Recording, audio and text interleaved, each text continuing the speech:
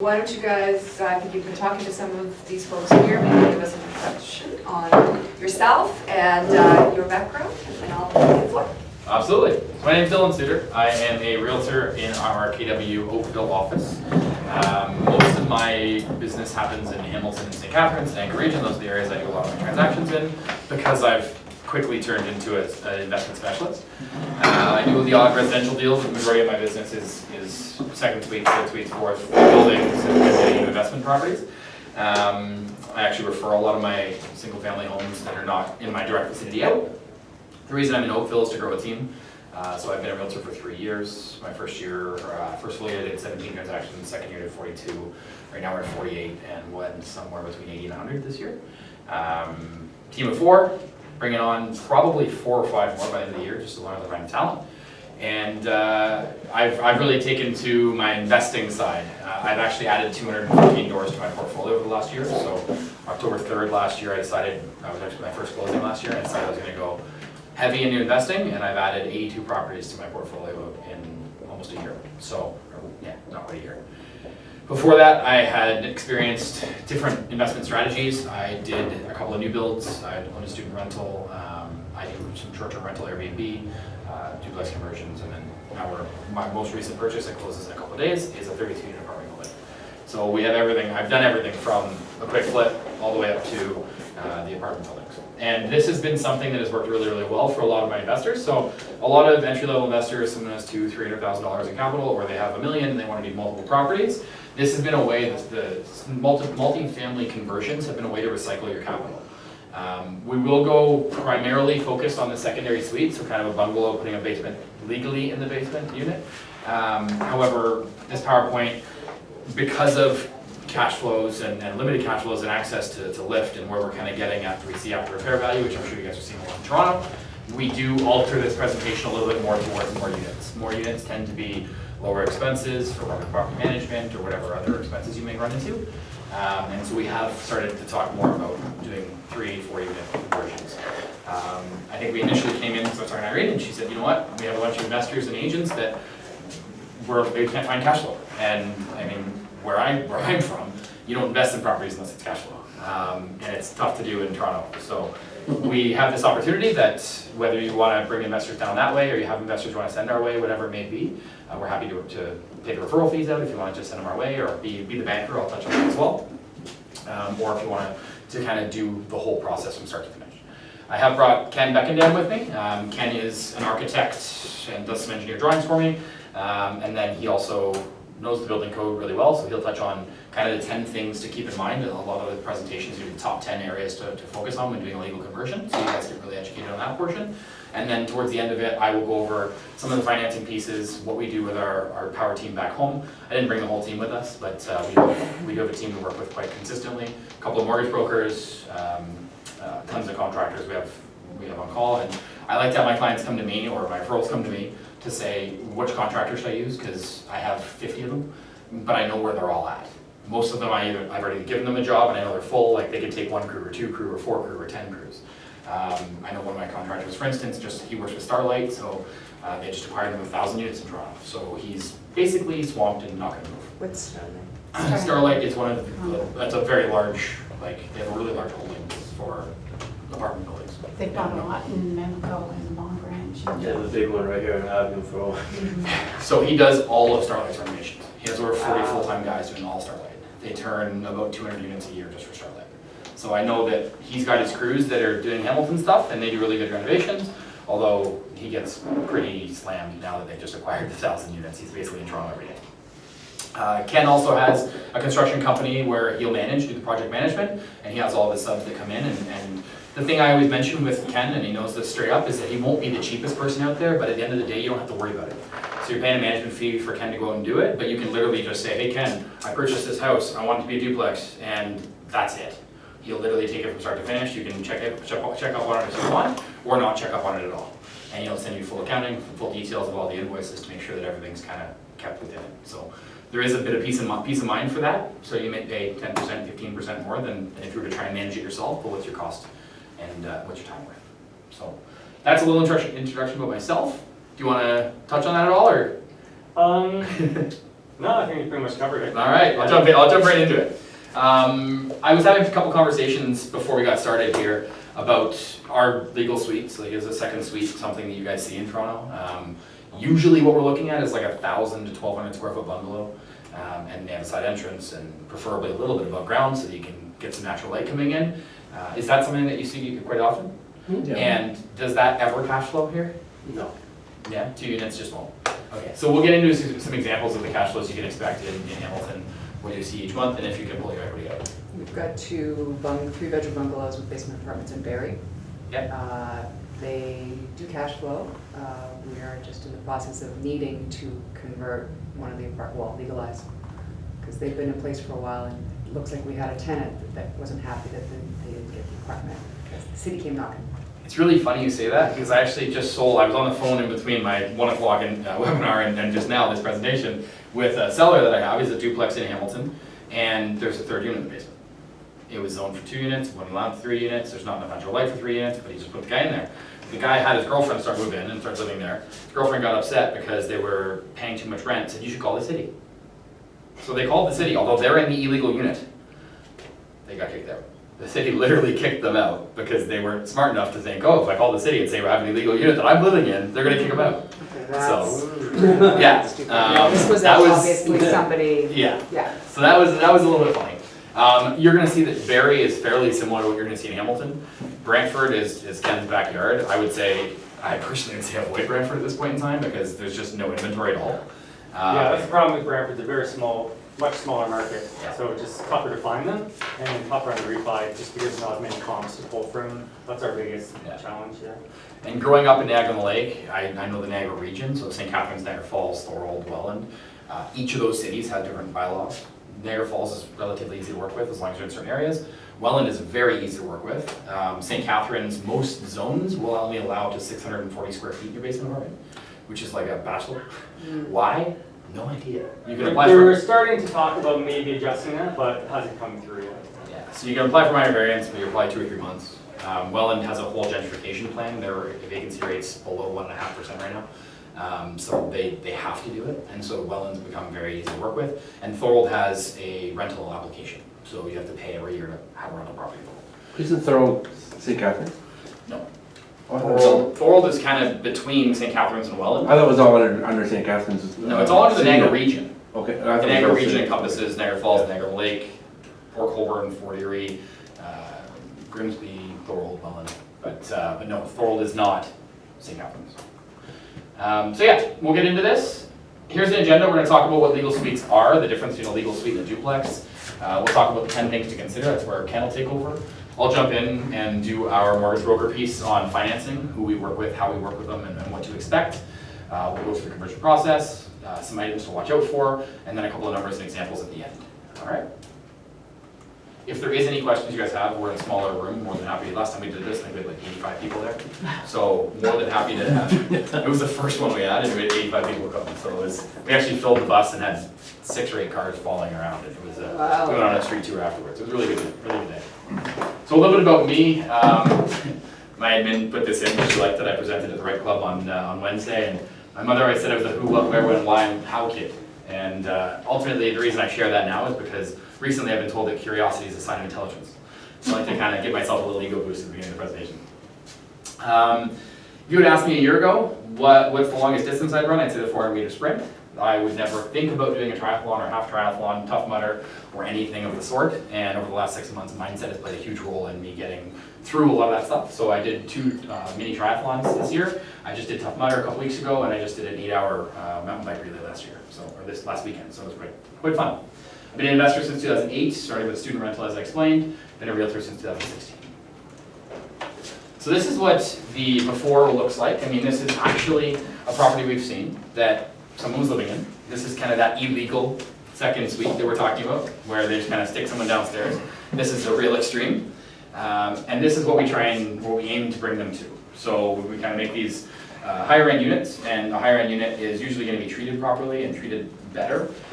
Also, we command a fairly high end tenant, and most tenants that are going to live in something like this or afford something like this are actually pretty close to buying.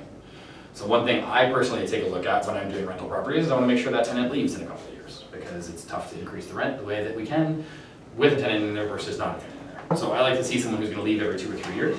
One reason I love student rentals, because they're in and out in 3 or 4 years. One thing I don't like about student rentals is the wear and tear is extreme. So that's what we aim to finish these units like. And again, if Ken was to do the construction, this is what it would look like. There's some other contractors that'll come in and they'll renovate to rent.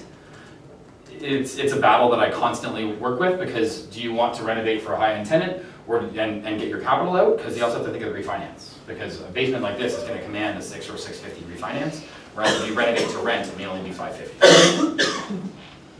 I'll pass it over to Ken now, and he can talk a little bit. I think that's actually one of your units. So he can talk a little bit about the 10 things to watch for, and we'll jump into finance after that.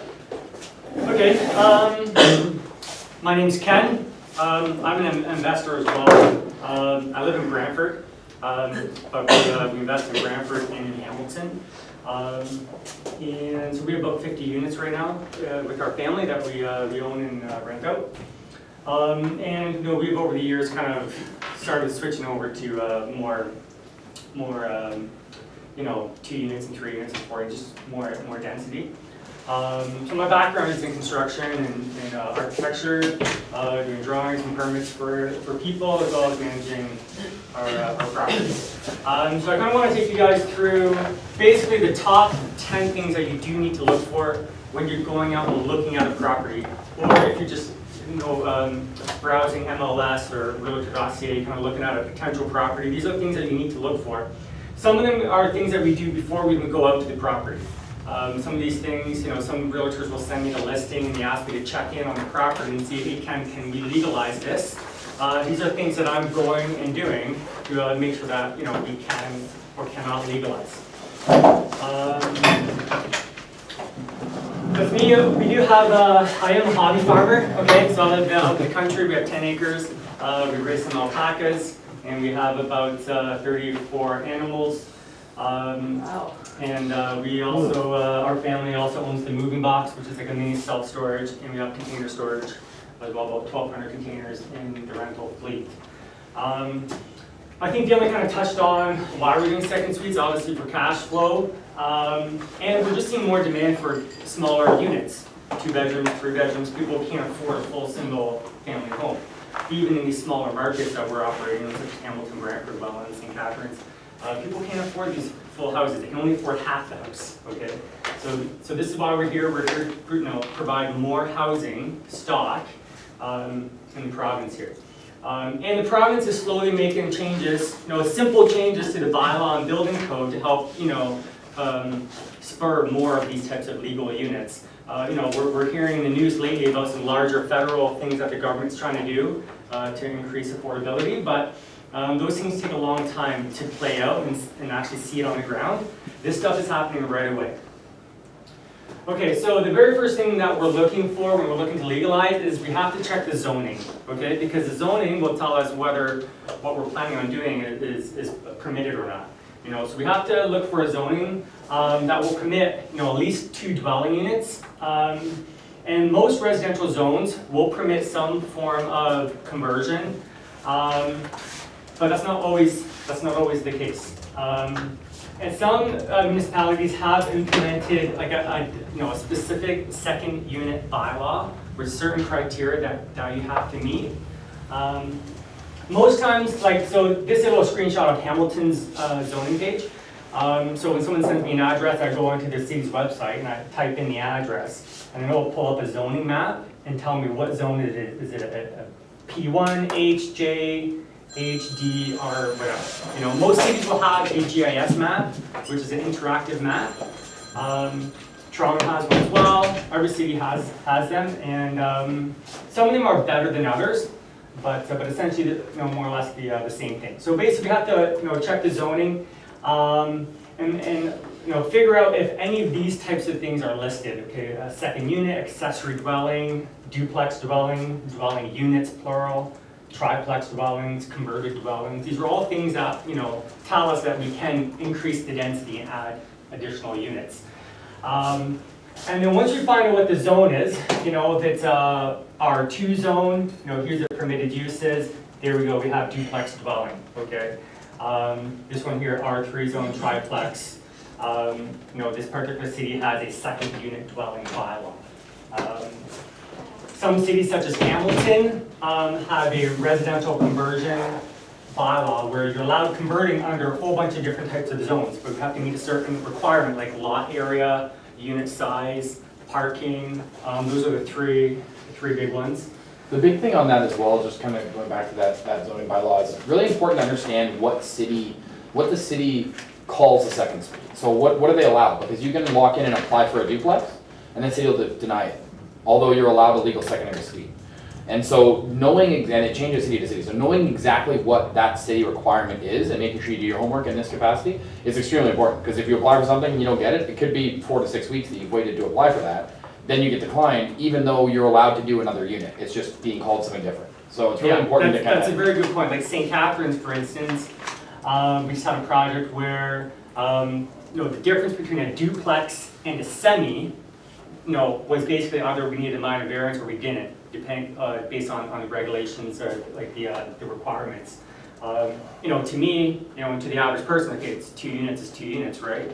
But like a duplex is top down, semi is side by side. So there are differences there. Okay, so one of the first things that we're checking is zoning. Second thing that we're doing, and this you can check from home most times on the computer, is parking. All of these zoning pages, you can't see it in here, but you can click a little button and it'll give you the aerial photography, or they call them base maps, but basically like Google image pages. And you can kind of get a bird's eye perspective with the lot lines, you know, superimposed over top of the aerial photography. And you can kind of get a sense where the lot boundaries are. And then you can assess, you know, based on, you know, the size of the current driveway and what you have to work with within the lot lines and see if we can fit the required parking. And the required parking is within the legal lot lines. So if you're looking at a front yard, for instance, like the city sidewalk is not the lot line. Usually it's offset in off the sidewalk a bit. And we have to make sure our parking. So most cities have every city has their parking bylaw, which basically stipulates the amount of parking you need per dwelling unit, whether it's 1 or 2 or 1.5. And then you have dimensions to those parking stalls. And then basically, you know, where within the lot you can have them. Most parking bylaws also have this 50% landscape requirement where you can't just pave over the entire front yard. You have to leave 50% of it grass or gardens. So these are kind of some basic you know, ways that we set up parking on a lot. So for instance, here's the dwelling unit. Here's the city sidewalk. In this case here, the lot line is actually, you know, very, very close to the sidewalk, which is good for our advantage. But here we have, you know, 2 side-by-side parking. This one here, there wasn't enough space in the front yard, so we had to go into the backyard, provide parking in the backyard. And so this is where we had to basically, you know, extend the driveway out and then widen to get our 2 parking spots. Another one here is staggered, so we've widened it in front of the house and added the second parking spot there. This is another one in the backyard where you know, we went and we turned and did like a hammerhead shaped driveway using the width of the backyard. Yeah. So we have a number of houses in Toronto that have no parking, period. Yeah. So this is where, again, it goes back to checking the zoning, seeing what zone you're in, and then see what's required. And then going to the parking bylaw, so looking at the Toronto parking bylaw and what they require for a dwelling unit. And you know, it may be exempt, like your particular zone may not have a requirement for 1 parking space per unit. I believe in Toronto it was recently removed, like you don't no longer need a parking spot. Yeah, so every city, actually in the last couple of years, they've all been making minor tweaks to their parking bylaws to help encourage more units. Like I know Hamilton has just went through a whole zoning adjustment in certain parts of the city where they've gotten rid of any sort of parking requirement.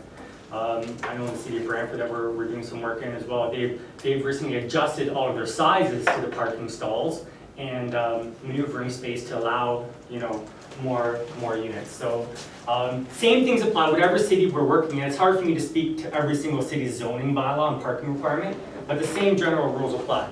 We have to check the zone, we have to check what the parking bylaw is and what is required. The same rules apply. It has to be within the lot lines, and the sidewalk is not the lot line. The other thing also that's really important to see is I mean, in that top left photo, number 1, you'll see that the sidewalk is fairly close to the parking. I just did a duplex conversion in Burlington, and the street that I live on requires 4 parking spots. Based on what I thought I could park, I could fit 5 in my driveway. Although based on where the city lot line is, I can only fit 3. So I had to apply for a minor variance to say that 3 was the amount of parking spots I needed, or I needed to widen my driveway in front of the house and go basically 3 across, which will now be enough for 7 parking spots.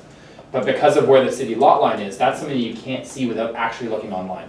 So I'm always texting Ken and saying, hey Ken, I'm at 123 Main Street, and just wanted to confirm, where's the city lot line, do you think we can fit parking or not?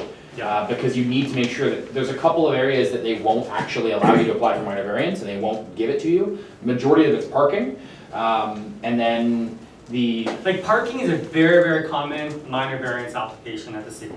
Because there's so many different properties that just physically can't fit both legal parking spots within the legal boundaries. Even though you can still get 2 cars there, it's not legal, right? So we have to apply, go through the formal process with the And you need to make sure you have 50% landscape in the front as well as 50% landscape in the back. So that's something that, like, oh yeah, I'm just gonna turn my entire front yard into a driveway. Well, that doesn't Well, so work the because back- you need to have the 50%. That's what the beach, I live in the beaches, that's what they do.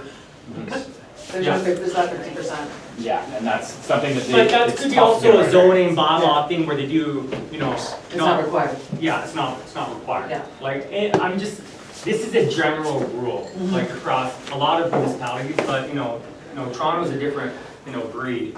So there's gonna be differences, for sure here. Okay, so once we check zoning, we check parking, those are the 2 things that we're checking online on the computer before we even go through the property. Make sure we're hitting the big stuff, okay? These are the big important things.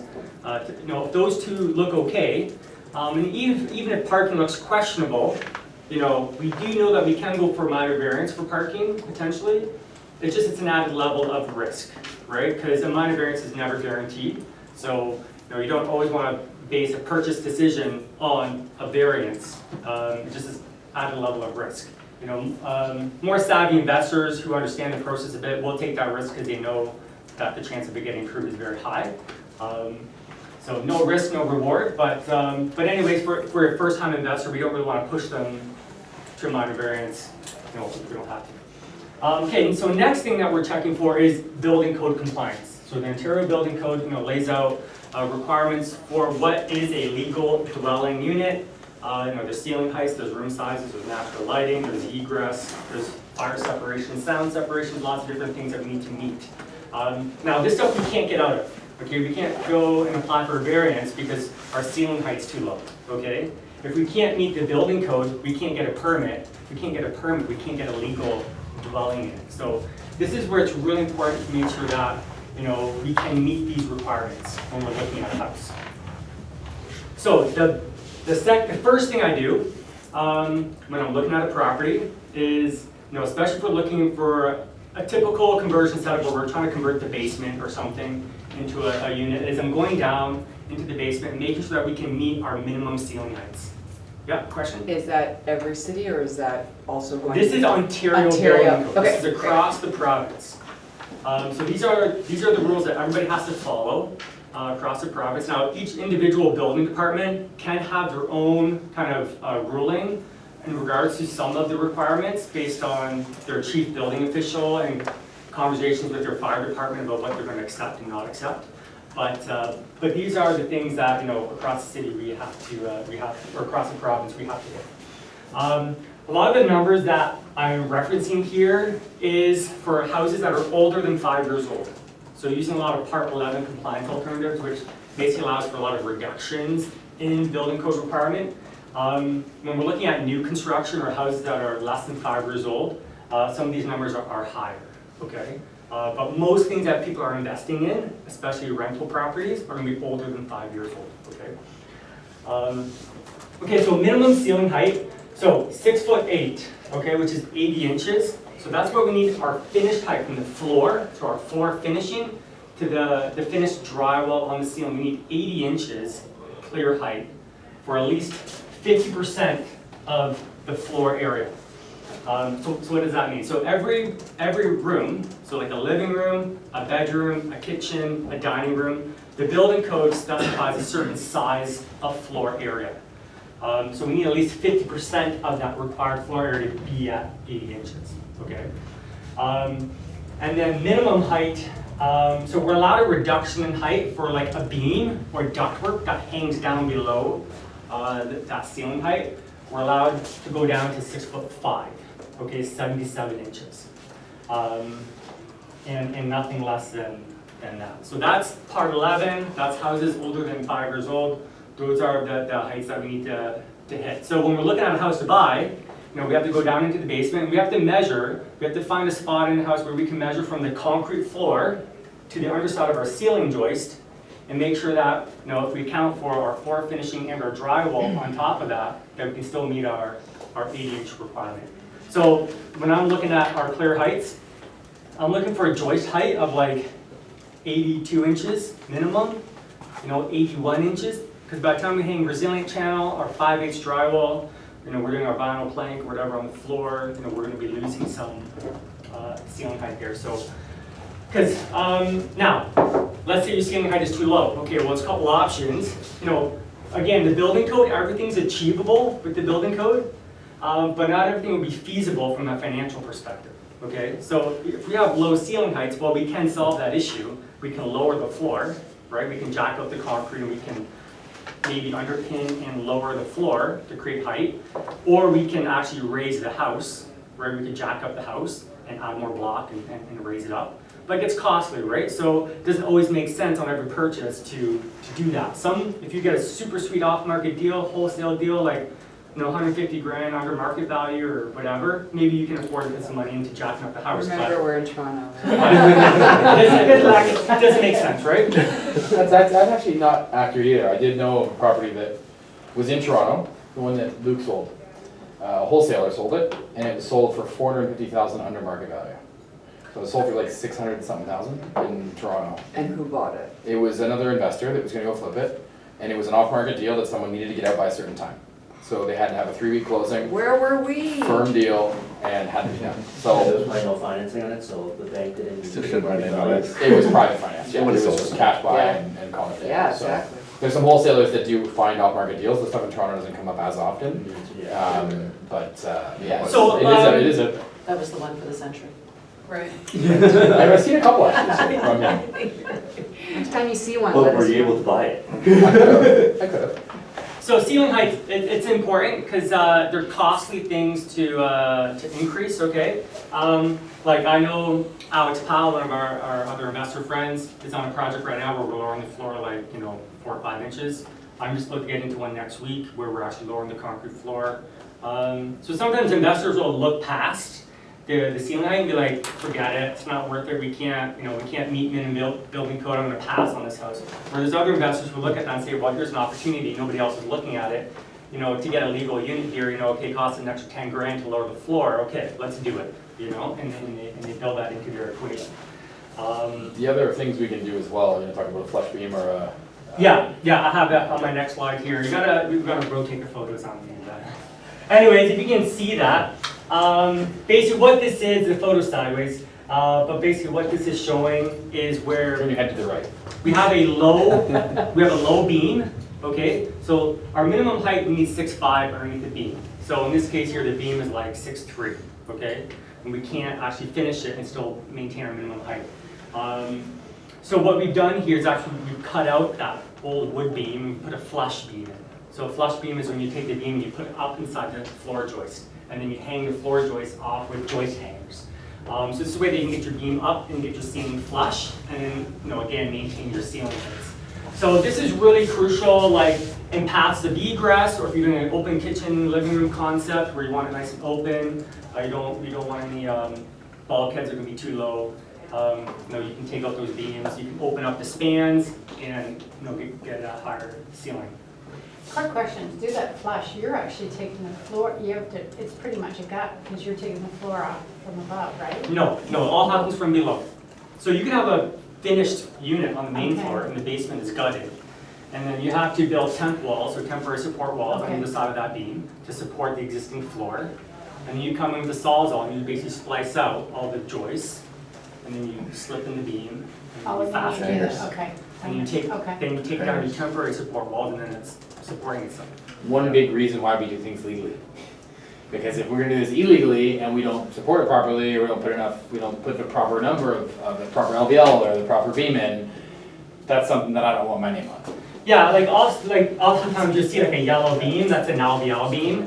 They have to be engineered, like the spans have to be spec'd out by an engineer, or the number of plies that you're laminating together have to be, it's all based on calculations. Above my pay grade, we get engineers involved to spec that out for us. But some people, like I said, they'll look at a beam and like, it's too low, forget it, But it's an opportunity for other investors to come in and make these, and it's not that expensive. Like usually for your average house, like less than $5,000, you can replace all the beams, even new point loads, open up the walls, etc. One more thing about the ductwork is most ductwork is 8 inches. We can actually reduce it to 6 inches. So it's the amount of flow that goes through the ductwork. So instead of being like a square, we make it a shorter rectangle. So we can take 2 more inches on the ductwork by just widening it and reducing the depth that comes down. Now we're increasing the width of it, so now it's going to be a wider duct instead of a thin duct, but we get that 2 extra inches. That's something else that a lot of investors won't look at. Cool. So now we're going into multiple offers. Instead of having 20 offers on a property, we'll have 4 on a property because most people don't realize it. You're probably getting 1 or 2 people that are lowballing. You're probably getting 1 or 2 people that, to be honest on that, don't know the code and they're just going to do it illegally. And then there's us that already took that into consideration. Oh, well, changing out the ductwork, we only have to do this area because unfinished areas don't matter. And changing it out, maybe it's $2,000. Or we take the ductwork, we put it on an outside wall so that it isn't as important, because if it's going down the middle of the house, the issue that the building and fire code have is if a fire does happen and you're running out and it's a 6'1" duct, you hit your head, you're done. Right, now you're knocked out and the fire happens. So that's why they want to make sure it's on the outside walls, or to make sure that it's limited to a certain height. Yeah, it's really your paths of egress. So where people are walking, where people are going to exit the building, they need to make sure they're hitting minimum ceiling heights. Not only for people exiting the building, but also for the fire department coming in to save your butt, right? They need to make sure that they have enough clear height too to come in and rescue you. So like for instance, if our beam height is too low, but we're going to be building a partition wall underneath that beam for a bedroom or something, or a bathroom, it's fine. That section of beam could stay there because we're just going to have a wall there. It doesn't matter. But it's in like the hallways or the open concept living room, kitchens that we need to kind of And we even do that under a doorway. That 6'5" doesn't always apply, but it's a variance that's up to the building inspector. The building code allows reduction in door height underneath the beam. So if we have a 6'3" beam, building code will allow us a reduction to 6 foot or a 6 foot door, 72 inches. We can't go any lower than 72 inches for a doorway. A doorway that is leading into a required room, a bathroom, a bedroom, living room, kitchen. So instead of putting that beam in, you could technically put your wall and have bedrooms on either side of it. So we can be kind of creative with how we lay out the property, which also allows us to kind of pick up properties that other investors may think wouldn't qualify. Yeah, and some stuff is like really straightforward and simple to solve. There's other properties we go into that's really challenging, trying to maintain our minimum heights, right? And this is where we're getting creative with ductwork, how we route ductwork, how we take out sections of beams, or we're replacing columns. It's all about meeting the minimum building code requirement, because it goes back, if we can't meet the requirement, we can't legalize it. Yep, question? So that minimum height is how about for the basement? Is the same thing for the upper floor? Yeah, usually the ceiling height issue is not an issue on the main floor. No, because usually we're having minimum 8 foot, 9 feet on the main Most of floor. the bases are low. Ceiling heights become an issue on these really older buildings, like these 2.5 story. We have this 3rd story attic space that is now converted into a bedroom or converted into a 3rd unit, whether legal or not legal. But sometimes in these attic spaces that are within the roof line, we're getting into some low ceiling heights. So sometimes that can be an issue up on the 3rd floor, and obviously the basement. Usually it's never an issue on the main floor. And that's where that 4'7" comes in too, right? Yeah, like The 4'7", basically what that refers to is, like I said, for a living room, a bedroom, we need to meet our minimum room sizes, let's say whatever, 145 square feet for a living room. We can utilize ceiling heights that are less than 4'7" within that floor area, as long as 50% of it is at the higher ceiling height. So this is where obviously once we have a floor plan, we figure out the room sizes, we run some numbers of calculation. Sometimes we have to tweak the drawing in such a way and get creative with how we're presenting to the city to show that we're meeting our minimum room sizes, stuff like that. Okay, egress. So basically we have to have, egress in and out of the dwelling unit. These are basically two ways of doing it. One, we have a dedicated entrance. So say on your typical, we're just using the bungalow as a nice clean example because it's just a good example to work with. So basically we have a side door entrance, we go down into the basement and we go up a couple steps to the main floor, okay? When we isolate that entryway, so that little stairs that goes up to the main floor, if we either put in a fire door or if we actually drywall it off, we're now creating a dedicated entrance for this basement unit. When we have a dedicated entrance, the building code states that no secondary means of egress is required. So no egress window or secondary door. That's good. When we have a shared exit, so let's say St. Catharines is a good example where the zoning bylaw only permits a unit size of 645 square feet. So sometimes we can't use the entire basement for our rental unit. We can only use a portion of it. So what we're doing is we're creating some common space. So the stairwell coming in is common, maybe it goes down to a common laundry room. So when we have and then the dwelling unit kind of comes off of that. So then that would be a shared exit or a shared entry exit. Then the building code would require that unit has a secondary means of egress. So an egress window or another door or something to exit. Last question. Yeah. So if you have a dedicated exit entrance, there's only one, that's basically the only egress that is required. Yeah. Now, there's no two. No, if it's a dedicated entrance, and the other flip side to that, which I'm not mentioning here, is that landing, that entryway coming in has to be a certain height from the basement for that entryway to be considered part of the floor area. It gets a bit complicated, but if this side door entry was at the same elevation as the main floor, and you have one set of steps coming down, so like 12 steps coming down, the building code wouldn't accept that is a dedicated entrance because it's on a different level, it's on a different story. But when we're at the mid-level, we're kind of partial up, partial down, then they're considering that as part of, it's within, I think it's like 6 or 7 steps if you're within that. So this is where sometimes it really depends on the plan examiner reviewing the drawings and whether they interpret it the same way or not. And this is the problem we have with building departments and inspectors and planning examiners, is they're all kind of interpreting a little bit different, the building code. Even though it's the same across the province, they're all kind of have their own take on it. So, yeah, question? So just what you were saying about having that like split level. So if you're in a detached home, you've got a front door, back door, and then the side door, which is a different elevation. So from the main floor, you go down a couple steps to the basement. Is that considered a dedicated? It's only dedicated when you actually separate it. So you have to have a fire door to the basement stairs? It has to be a fire separation. Even though it's down a couple steps? Yeah. Okay. Yeah, so you basically, you either drywall it off with fire-rated drywall, or you put a fire door in and lock it. So it's kind of a self-contained entryway.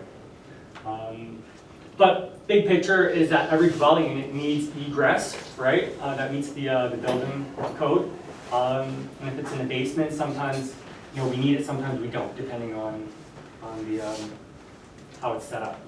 If we do have to put an egress window in, this is basically what we need to meet. So an egress window is basically an unobstructed opening not less than 3.8 square feet and no dimension less than 15 inches. So if we have a typical basement slider type of window, when we slide it open, we have to make sure that in either direction, we're not less than 15 inches. And we have to make sure that when we calculate out this opening, we're at least 3.8 square feet. And that meets the requirement of the egress. A lot of times, Same if the window swings out, or? yeah, so a lot of times what we're doing is we're not actually doing slider type of windows in the basement. If you have to put a new window in the basement, they're old, you have to replace them, you're better off doing a full casement swing window or a hopper style or an inward swing type of window. That's the full opening that swings in or swings out. It's easier to swing in. Because if you swing out, then you, and especially if you're below grade, then this window well has to meet a certain depth to it as well. So, just logically think, if you swing out a window, you have to be able to crawl out, and then still crawl out and get up in case there's a fire, right? So this is where you have to have at least 22 inches. So where this window swings out, or in this case swings out this way, you have to have at least 22 inches there for somebody to kind of crawl up and out. Oftentimes the windows are above grade, like these basements are kind of right at the grade level. So that's, then we don't need a window well, If we do have to add a window well, we do have to make sure that the window well drains properly. So this is where having to put a weeper in, like a perforated pipe that goes down and then ties into your weeping tile around the house. Because we don't want this filling up with snow and rain and then flooding through into the basement. Okay, so we talked a bit about room sizes, but here's like basically the numbers. A living room has to have a certain square footage size to it. Dining room, kitchen, master bed. I'm not going to go through all the numbers, but basically we are allowed a reduction in room sizes when we're combining the spaces. So if we have a living room unto itself, we have to be 145 square feet minimum. If we're combining the living room with another room, like a dining room or a kitchen, or maybe a bedroom if it's like a bachelor kind of unit, all kind of one space, we're allowed a reduction in those room sizes. So depending on the space and the configuration and the service room and posts and beams and columns and everything else, we're getting creative with how we're laying out the units so that we can meet our minimum room sizes. And then corresponding with the room sizes is going to be natural light requirements for the windows. Actually, Ken? Yes. You were getting back to the egress window. So what kind of other entrance, so you said you have a dedicated entrance, you don't need a second means of egress. So what kind of other entrance to the basement would it have for you to need that egress window? Well, it'd have to be either like a shared exit or a shared entrance. So same thing, we'll go with that bungalow example. We have that side door entryway coming in, but for reasons like St. Catharines where we can't actually use the entire, or even Burlington, you can't use the entire basement for the dwelling unit. So we have to create some sort of common area down there. But that's also without going for a variance. So I mean, I went for variance in Burlington. I got possession of my house in July and didn't start renovation until January. But I was living in it already, I didn't really care until I got the permit. So I was like, let's go for the variance, let's make it all legal, let's just ask for it all. The city was willing to grant it, but it was just a time thing. So with investors, we want to try and recycle the money as quick as we possibly can. So we're just going to we're going to stick within their guidelines. So what Ken's stating is in St. Catharines, for 640 square feet or 645 square feet, what they did is the side entrance went down, and instead of into the unit itself, it went down to a landing that had a fire door taking us into the basement unit. It also had another door that took us into a common element, or common room, that was for storage and for laundry. Now that's that common room, so when you look at, like, say, 1,000 square foot bungalow, it's 1,000 up and 1,000 down. The maximum you can have as a basement suite in Burlington is 40% of the total. So if I have 2,000 square feet, 40% of that is gonna be 800. Yeah, so I can have an 800 square foot basement. The problem with that is that if I don't put that 200 square feet finished downstairs and I leave it unfinished, it's taken out of the equation. Oh. So now it's only 1,800, so now 800 is not enough because it's 45%. So there's a bunch of, you have to work within the guidelines. So the zoning will dictate to you the unit size you need to meet, right? And So like if they were going down the stairs and it was like common laundry at the bottom of the stairs and then the units, Yeah. then that would not be the dedicated. you need an egress. no, you exactly. need an egress. That unit would need a secondary means. Second escape. Yeah, yeah. Because it's whatever, if something were to happen, a stairwell, there's a fire, they need a second. Like, let's talk about egress, because I think, fire safety is important, and like, there is minimum building code, but then there's actual, like, reality of these situations. Sometimes, we can meet minimum building code, with only, with no egress window, but does that always make sense? Is it actually the right thing to do?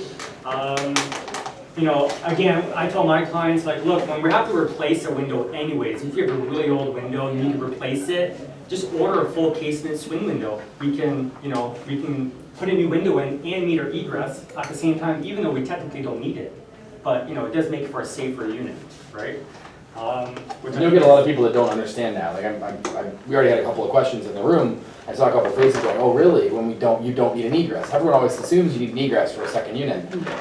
Most people when they're renting think the same thing. They'll walk in, they've been misinformed, they don't know the building code, whatever the situation may be. They just don't know the details. So they go in, they look at it, oh, there's no egress window, I'm not interested in renting. So now all of a sudden you don't have a tenant, or you lose a good tenant because they don't know the code, and now someone else showing the property or an agent or whatever that doesn't understand it either. So I think We're egress is running very that. important. Having that secondary means of egress is very important.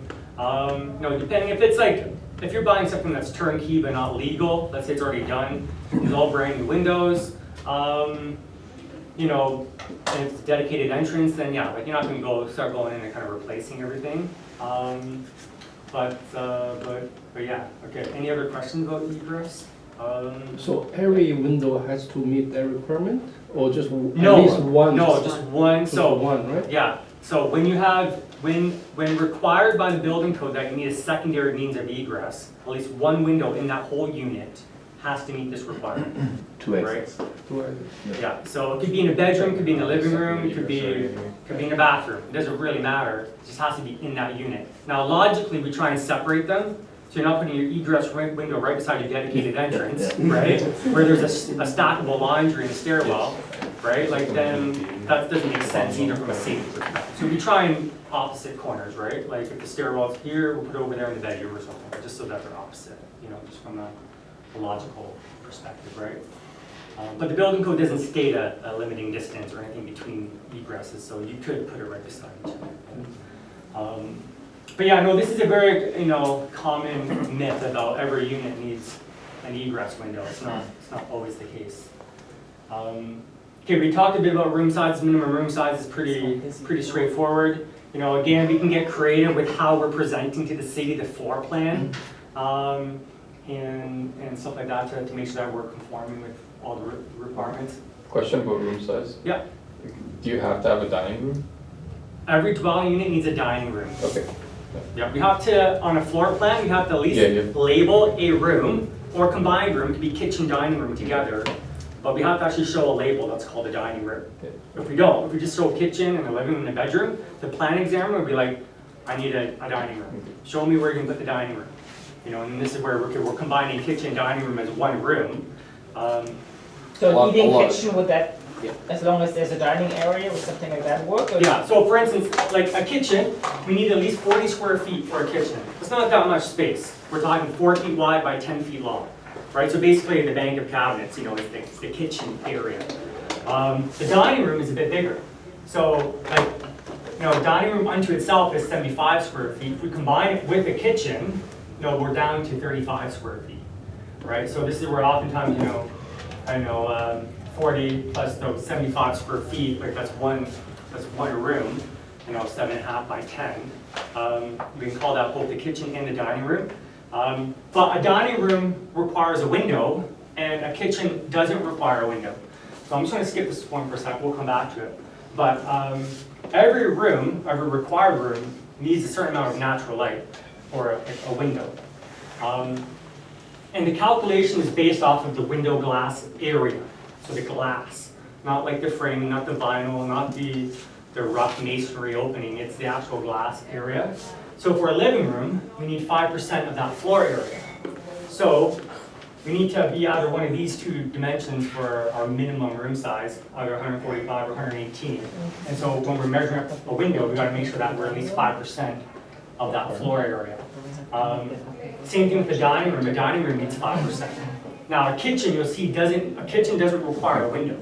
But when we're adding a kitchen into a dining room, so if we're adding, this dimension and this dimension together, our floor area is bigger, so that we've got to make sure that our window is also sized correctly for that space. So again, this is where a lot of calculations, laying out, this is where obviously getting an architect involved to do it for you will help. That's interesting, because you look at condos these days, and the majority of their kitchens don't have windows, and the dining room doesn't have a window, because you get these long, narrow boxes. Yeah, so again, a kitchen doesn't require a window, but so it depends on what they're designating as a space. So you'd have to look at their floor plan. Because if it's all one space, let's say it's kitchen, dining room, the living room, the bedroom, like it's all one big That's what we're room. seeing in condos, right? They'll have Right. the peninsula, and then but that's where it's also important. If you look at the original builder plans, it probably says dinette or eat-in kitchen or something. Yeah. That's how they get away with it. That's why we use an architect to go through and do it, because by just not putting dining room, you got a client. Right. Yeah. You put kitchenette, you put eat-in kitchen, whatever that may be, you've been approved by just writing it on the actual permit. And condos have these big expanses of glass, right? So usually it's They not, make up for it at there's- one end. they got all this glass washing into the unit, it's all kind of basically one big space, and they're going off of the minimum. If you added up all these, 118 plus 34 plus 39 plus, the smallest bedroom, 45, plus, that's it. Big bedroom, kitchen, dining room, and then you have to have, so there's also the bathroom, which is not listed here, but the bathroom, there's no minimum size for the bathroom. Oh. So you have to have plumbing facilities, so you have to have a toilet. So theoretically, you could have a toilet in your living room, right? There's no minimum size to that bathroom, right? And that doesn't take away from the size of the living room then? No. Now, the square footage, is it the actual square footage, or, because It's after you put the drywall up, you could lose some square footage? So it's the required floor area between finishings. So Okay. when you measure, it's gotta be Okay. between drywall to drywall, Okay. right? Now, sometimes we're Your playing with plans, yeah. numbers and we're going off of like the backside of the stud wall, or we're sometimes accounting for the exterior walls, Yeah. if we're getting really tight. And it depends on whether the plan examiner will pick up on that or not. There's little games that we play. And the city, I mean, to be honest, we know a lot of the inspectors at this point in time, because we do so much of this, that we know certain inspectors in certain areas, they don't walk into any building with a measuring tape. So I know, for instance, one inspector is about 5'7", so I have a 6'2" ceiling. It's okay, because he's never gonna pick up on the fact that it's not 6'5". He doesn't bring his measuring tape. But Yeah, you get so- a 6'4" inspector, and you're probably gonna run into issues if you're trying to cut corner. Yeah, so this is, it goes back to so obviously in the office, in the planning, the building department, the plan examiner, like on paper, we need to present it so it meets all the building code, all the bylaw requirements, right?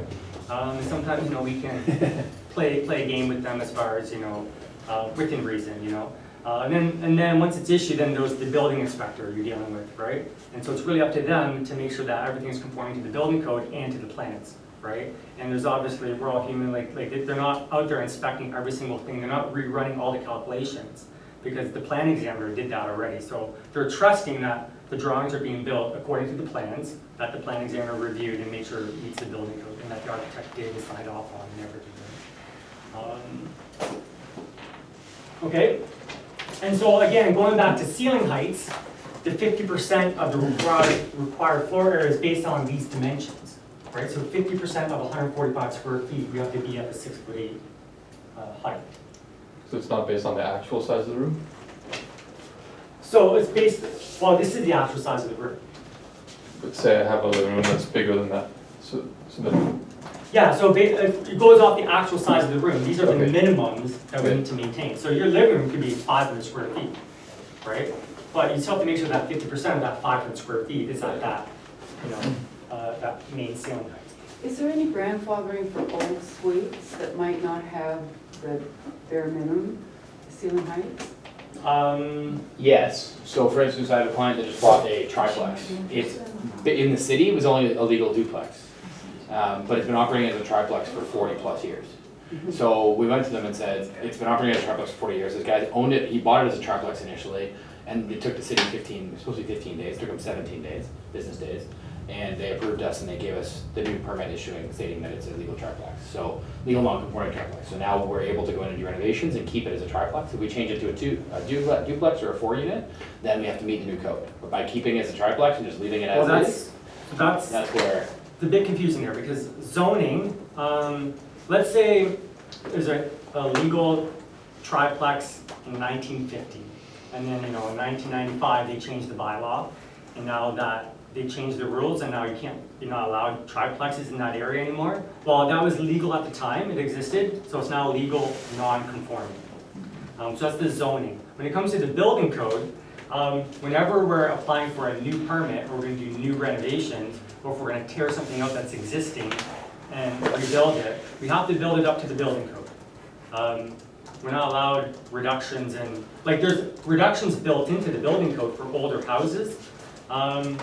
But like, let's say you have a basement, you know, and it's 6 foot, it's been there since 1908, and now you want to renovate it into a habitable space, legal habitable space, like a bedroom or a rec room or something, you have to meet the minimum ceiling height in that space.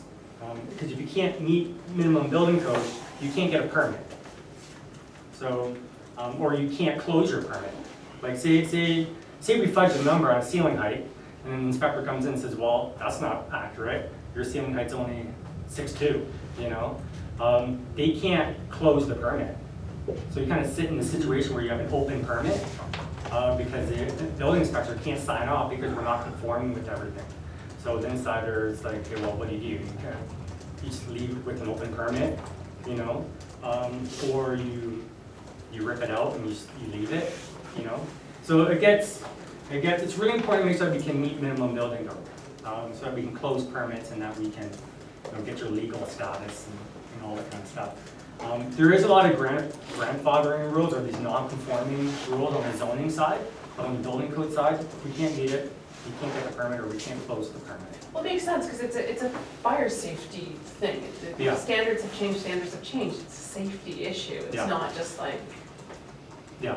you know, we've decided to make rooms bigger. Yeah, yeah. So like this, a lot of stuff pertains to like, you know, renovations and new work. We have to bring it up to the new code, right?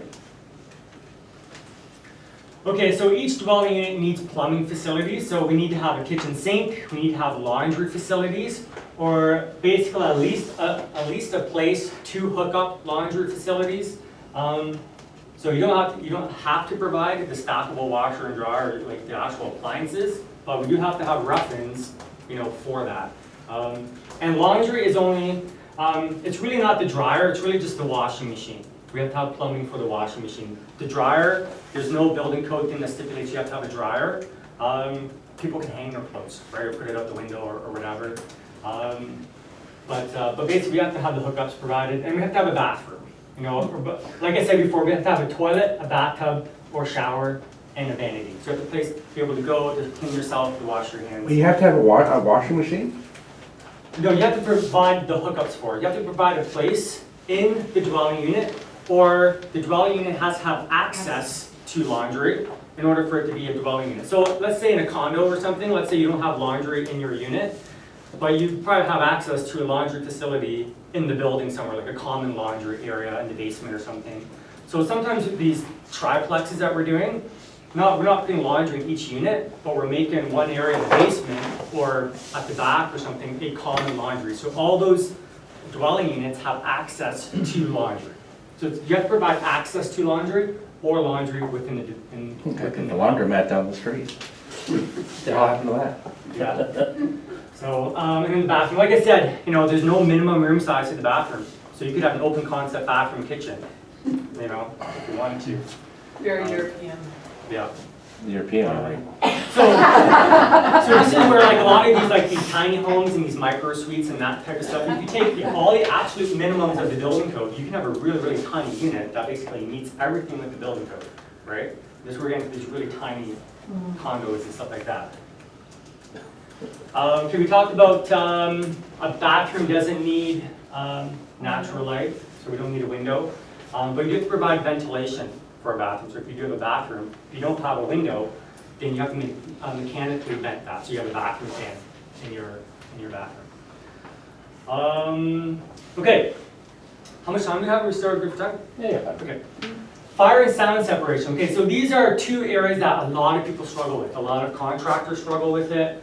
A lot of even other architects and stuff struggle with fire and sound separation. So the building code recently changed so that a house, so what we call a house, includes up to 2 dwelling units, okay? So a house includes two dwelling units. So we have to have fire separation between, fire and sound separation between the two units. Before this change, the service room used to have to be fire separated, separate from the other dwelling units.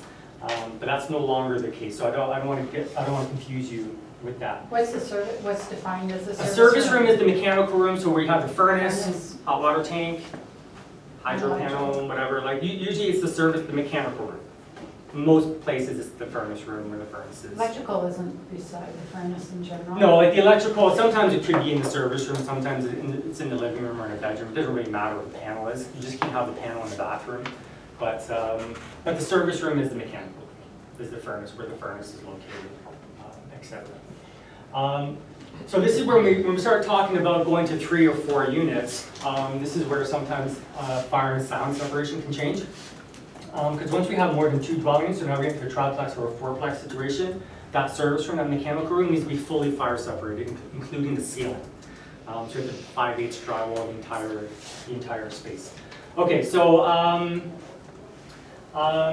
have to get you some updated slides because I do go in a bit more depth about fire and sound separation because, well, I got the here. Okay, so basically, yeah, we'll go off this one. Okay, so basically we have a ceiling and a wall assembly. So our ceiling, so F8D basically is a ceiling assembly that the building code defines for us.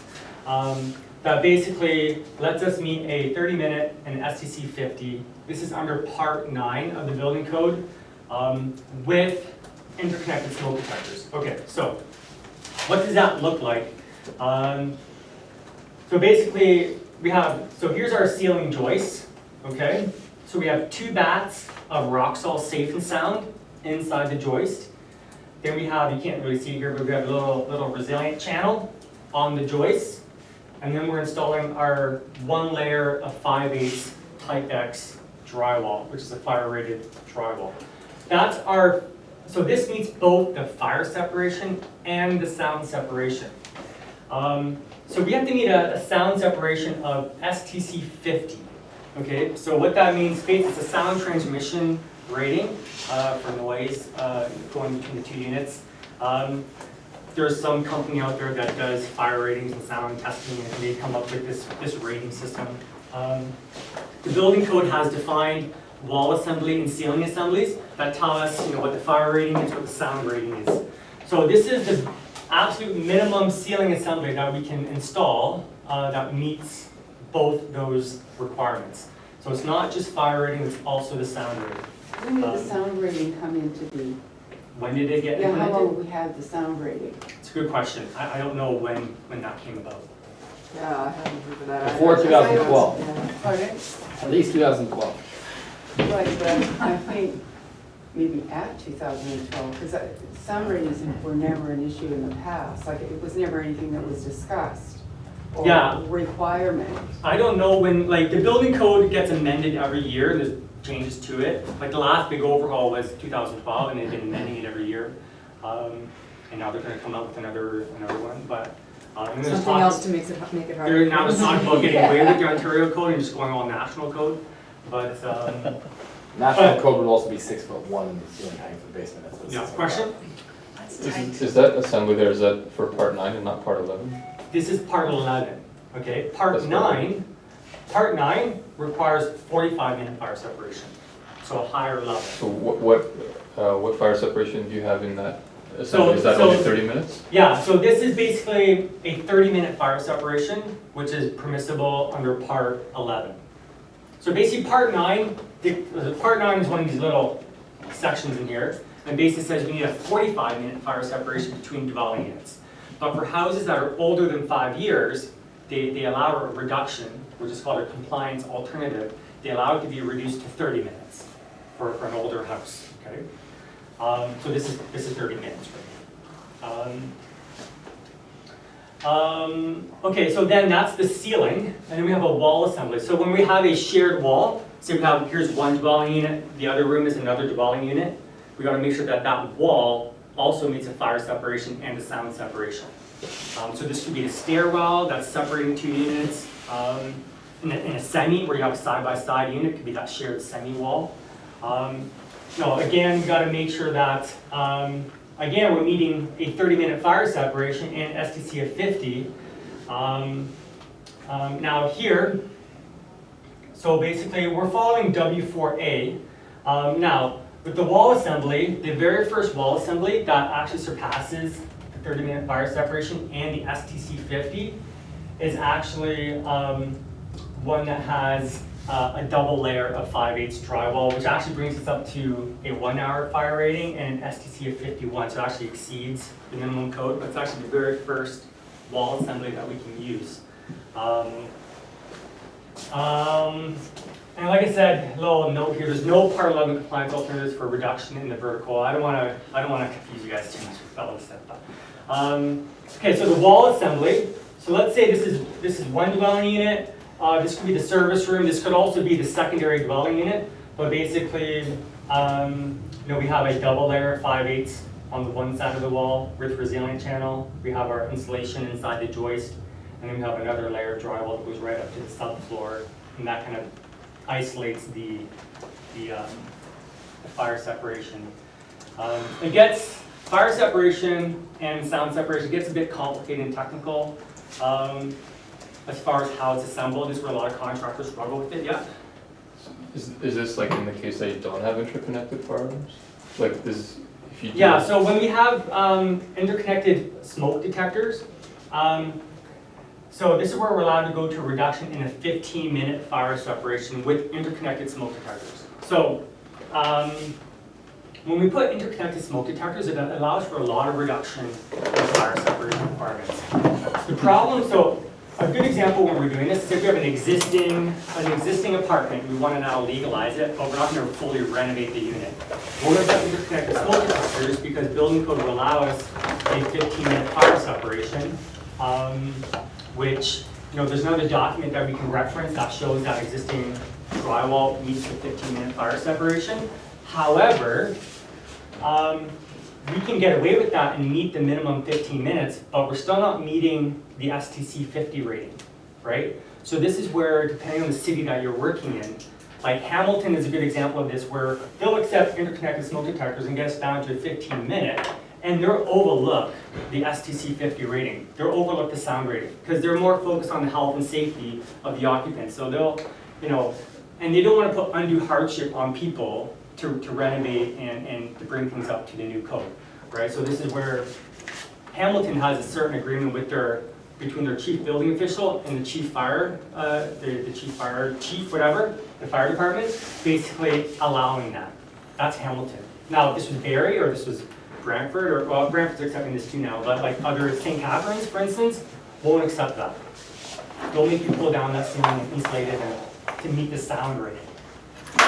So, so this is where, sure, it's the building code, it's the same thing across the province, but each individual building department can have their own special agreements with their local fire departments that allow some reductions in the sound or the fire separation.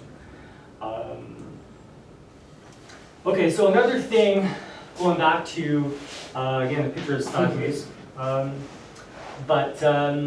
when we're adding in a bathroom fan, a stove vent, or a dryer vent, so this is in a typical basement setting where we're putting the bathroom fan vent, or the vent inside the floor joist, we have to make sure that we fire separate that.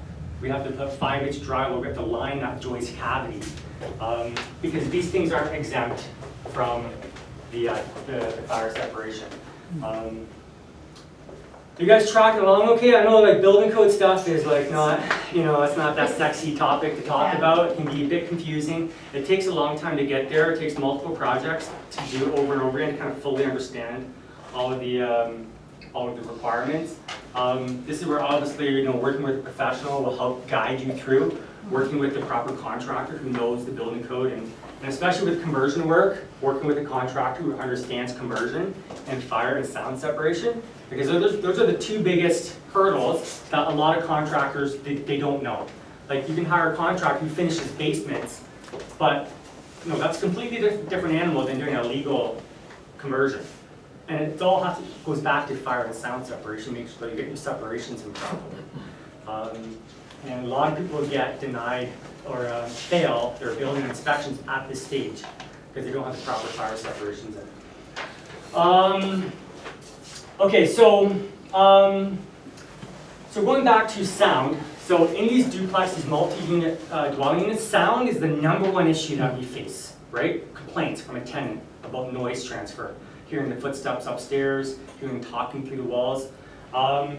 You know, we can meet minimum building code for STC 50, but actually STC 50 is garbage, okay? Like how many units out there people hear noises from everybody else? Like, so there's different products that you can use to actually enhance and sound rate the units even more. And this all goes back to mitigating noise complaints, okay? It's not always a direct return on investment because you know the bank appraiser doesn't see this stuff. You know, a potential, if it's a flip, you know, a potential buyer doesn't see this information or this these products. But if you're going to be holding on to this property and self-managing it, or you know, this is where it's going to make your life a lot easier by mitigating those complaints from tenants about noise. And potentially, I'm just going through one right now where the tenant's moving out because it's too noisy. And we even did some of this stuff. And it's still not enough, right?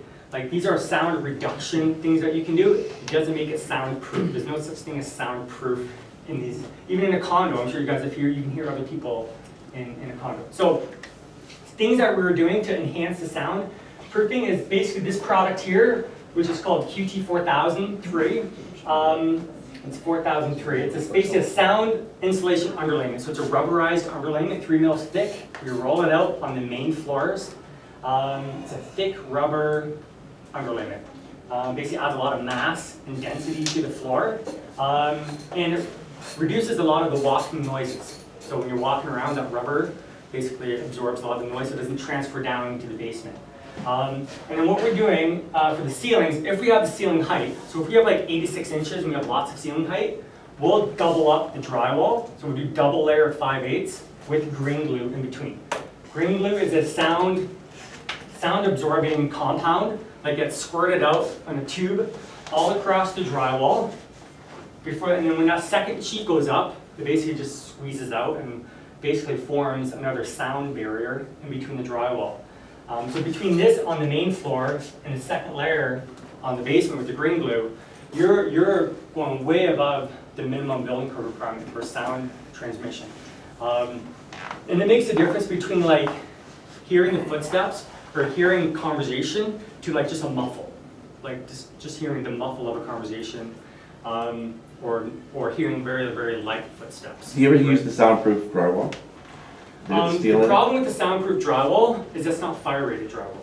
What's that steel in it, isn't it? There's a lot of different products out there, Yeah. like there's Quiet Rock and Silent Effects and different types of drywall. But you really have to look into it and make sure it meets a fire rating. And a fire rating here that's acceptable in Canada, you know, like ULC rating. And so last I checked, Quiet Rock doesn't have a fire-rated drywall that actually conforms with ULC. So what you could do is you could still put a Type X like fire-rated drywall up, and if you wanted to, you could put a second layer of the Quiet Rock on top. But from our studies that we've done in our consulting with other sound specialists who specialize in this for like movie theaters and home theaters and stuff like that, they still say this is the best method. Double 5/8 with green glue because you get so much mass. And it's all about mass. Sound reduction is all about mass. Like the more we can add to that assembly or wall assembly, the more harder it is for that noise to transfer through. Yeah? Green glue is better than the underlayment? Well, no, they're two different products. Yeah, but do you have a comparison? Which one is more effective? It's hard to know which is more effective. I'd probably say the green glue is more effective than the rubber underlayment. Like this makes sense when you're doing new floors on your main floor. Like, you know, if you have already nice floors, you're not going to rip them up, put this down, and put it back down. It doesn't, you know, it doesn't make sense. The other thing with underlay too is that as soon as you puncture it, whether it be nails, like if you're doing hardwood and you nail into it, you've actually defeated the purpose of it. Like this is designed for like vinyl plank, like a floating floor, right? If you're doing hardwood and you're nailing down hardwood, there's other types of sound underlayments that you can put down designed for hardwood. What are they? It's just different types of products like this, but it can't be a nailed down hardwood. because then it defeats the purpose, because that noise will transfer right to that joist, right? How does rock salt compare to, Well, we are putting in rock salt, like, yeah, you can kind of see there rock salt in the floor joist. So we're using it's rock wool. Rock wool is the brand name, which is like a safe and sound insulation. There's another brand, John something, which is another brand of it's a stone wool sound insulation bat. So it's different than a thermal bat. Some people will put up like R14 rock wool. It's actually a different type it's a thermal bat, not a sound bat. A sound bat has more density to it, more mass to it. And the building code does specify the mass rating of what that insulation has to meet. And so for around here, I just tell everybody, just use rock wool. Use rock wool, safe and sound, that's the go-to. Don't do anything less than that. Because some people will put fiberglass bats in there because they're told by their insulation contractor or their other contractor, oh yeah, it does the same job. It doesn't. It doesn't do the same job. No. How do I know? I know. Because we try it all. Right? I've done half-pound spray foam in the ceiling, does shit, doesn't do anything. You know, you get noise complaints, right? Don't mess around with sound. Like, sound is one of the things that would be the first thing people will cut out of the budget because it costs money to do more sound. Now, like minimum building code still specifies insulation, resilient channel, 1 layer 5/8, so you can't get around that. It's the additional stuff that people don't do because of money. But on a typical bungalow, like we're spending about $3,600 on between the additional layer of drywall and the rubber underlayment. Now the rubber underlayment is actually not that expensive, right? If you think about it, if you're going to put down any sort of underlayment, you're still spending 30 cents, maybe 50 cents a square foot, right, for the underlayment. This stuff's costing about $1 a square foot. So if you really have a 1,000 square foot bungalow, you're already spending $400 on the underlayment, regardless of what you're doing. So you spend an extra $400 or $500 and go with the rubber. Like, what's $500 cost increase to get a way, way better product, right?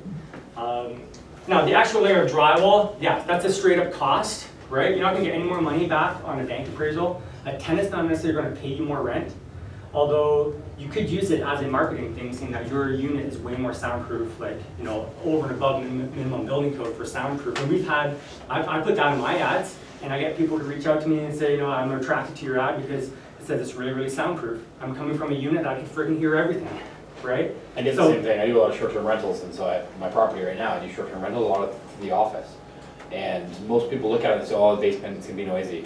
Well, I did this, this, and this, and a lot of times they actually jump on it and come in. So, I'm charging $3,500 a month for my basement apartment, furnished. So, increase in cash flow. So, like, I'm a big noise guy. I tell people, like, spend some money on noise proofing because I self-manage a lot of my own bungalows, and I've experienced noise complaints. I've experienced tenants moving out because of noise, right? And I see other investors who cheap out and they don't do anything for noise other than the minimum building code.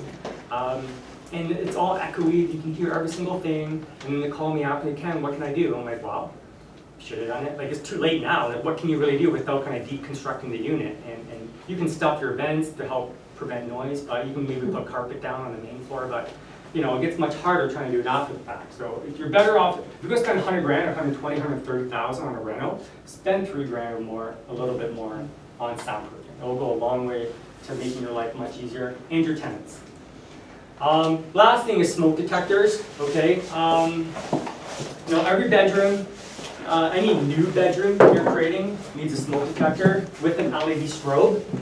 And then in the common area, you have to have a smoke detector and a CO detector as well within 5 meters, 16 feet of the bedroom doors. So in these basements, it gets a little bit ridiculous because, you know, we have a 3-bedroom basement or a 2-bedroom basement. We have 1 in each bedroom, 1 in the common area. We've got 1 in the furnace room, like we got 1 in the shared exit. We got like 5 or 6 of these things. We got like another 1 or 2 on the main floor. Like, you know, we got so many in these houses now.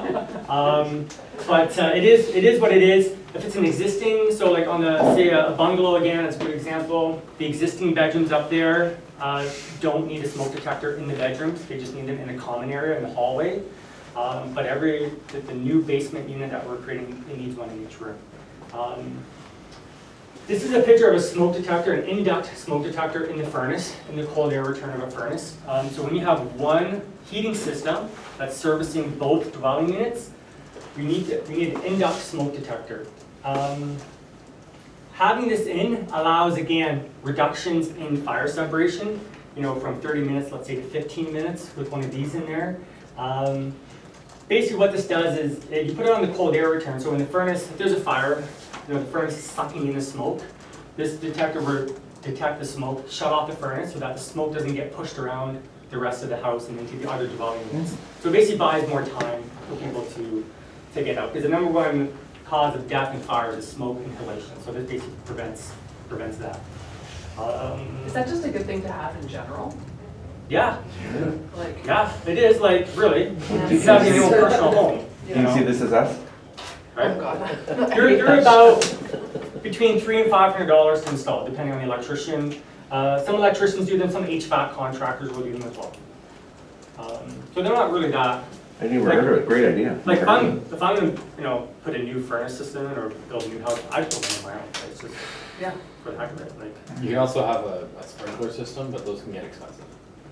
Yeah, like, so when we're converting like existing spaces, we have an existing mechanical room that's like really tight. There's lots of penetrations, lots of pipes and electrical lines and plumbing lines and furnace vents and, when we're trying to fire separate this room.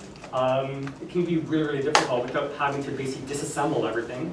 So what we do is, in that case, we put a sprinkler in. We put a sprinkler in the furnace room that waives the fire separation requirement. It still doesn't waive the sound rating issue. So this is where, again, Hamilton will accept a sprinkler because they're overlooking the STC 50 issue, the sound rating issue. St. Catharines, it wouldn't fly because it still doesn't meet the sound rating. Is it sprinkler with normal water? Yeah, it's tied into your plumbing system. Okay.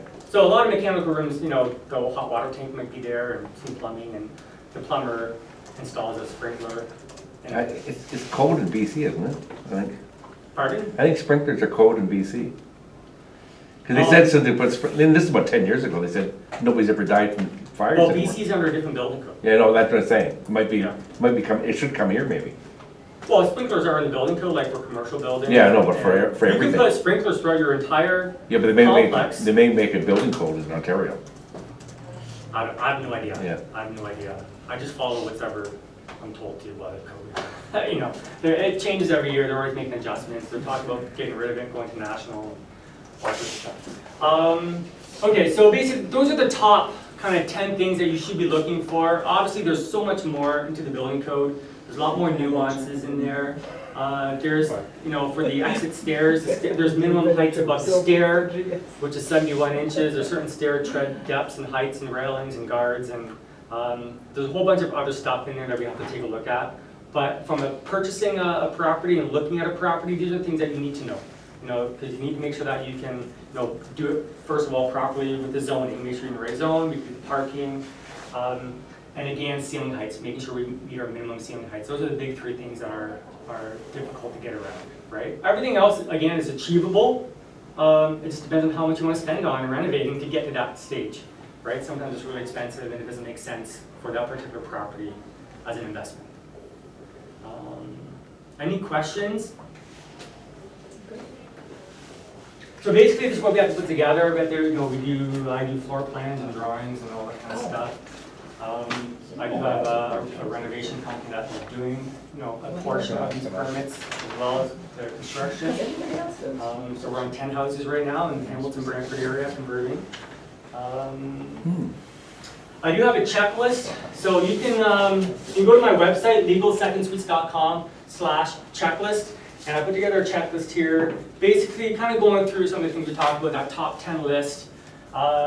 It's a good document to carry with you or to have, you can download it as PDF, but when you're looking at a potential property, just walk yourself through that checklist and make sure that you can meet those. I've had clients before who look at a property, they send it to me along with my checklist summary and said, hey Ken, what do you think?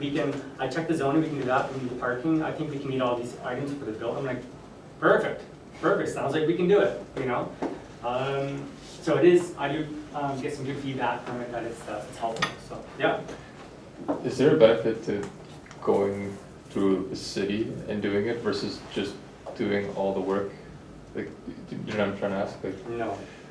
So I can put drywall and meet all the requirements, without going to So the the city? cities will still require drawings, because they need to, in their office, confirm all the dimensions, that we can meet the building code with our room Like, sizes. what's the benefit of going through the city? They don't kick you out. They don't kick you out of Like, what's If the you don't, benefit if of you don't go through the legalizing? city, you can't legalize the unit. Yeah, It's you not can't, legal. So they could just come in and say, oh, this is an illegal unit, or if a fire happens, Hmm. then your insurance company can cancel insurance completely. it's not So- legal unless the city says it's legal. Then it's illegal.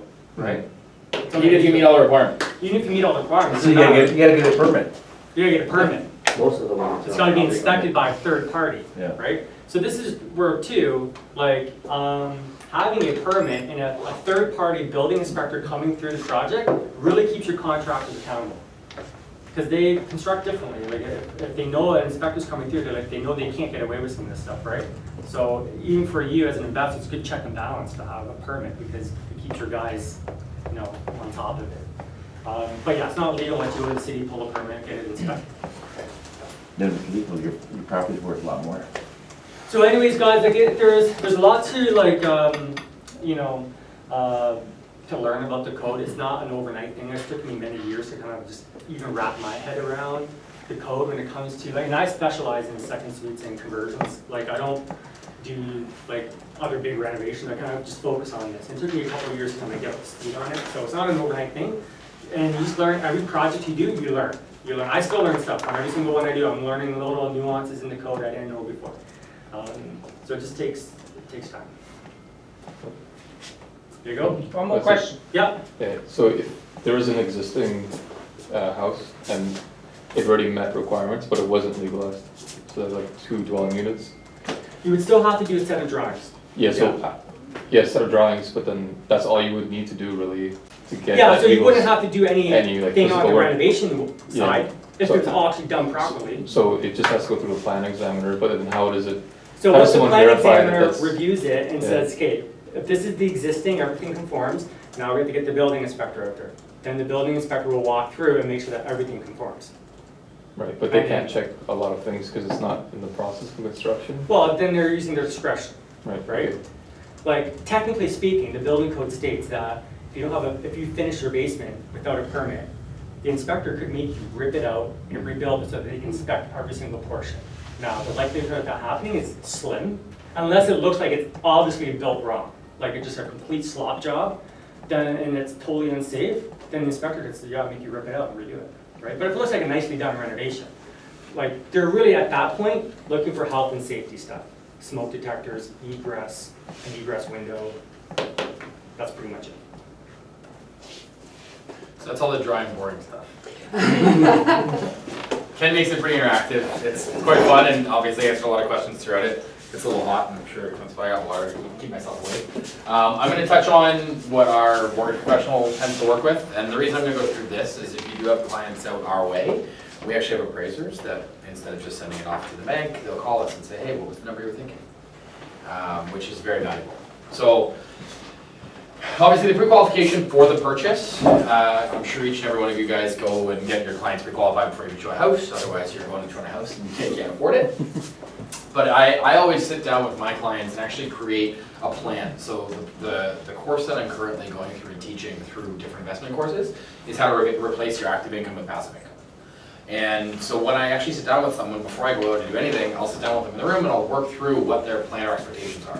Are they trying to make $10,000 a month? Are they trying to retire their significant other? Are they trying to retire themselves? Are they trying to, whatever the scenario may be, right? So we'll create that plan and then we'll put a mortgage in place that fits that person. So when doing the 2, 3, and 4 unit conversions, I have one guy, Josh, who I refer all my clients to.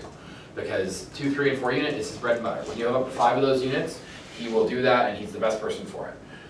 When you start looking at, okay, well, I want to go and accumulate 100 doors, then I may refer you to a different mortgage broker that will basically structure you and say, okay, well, you know what, we're going to go to TD or Scotia first, because you can go up to 10 doors with TD or Scotia.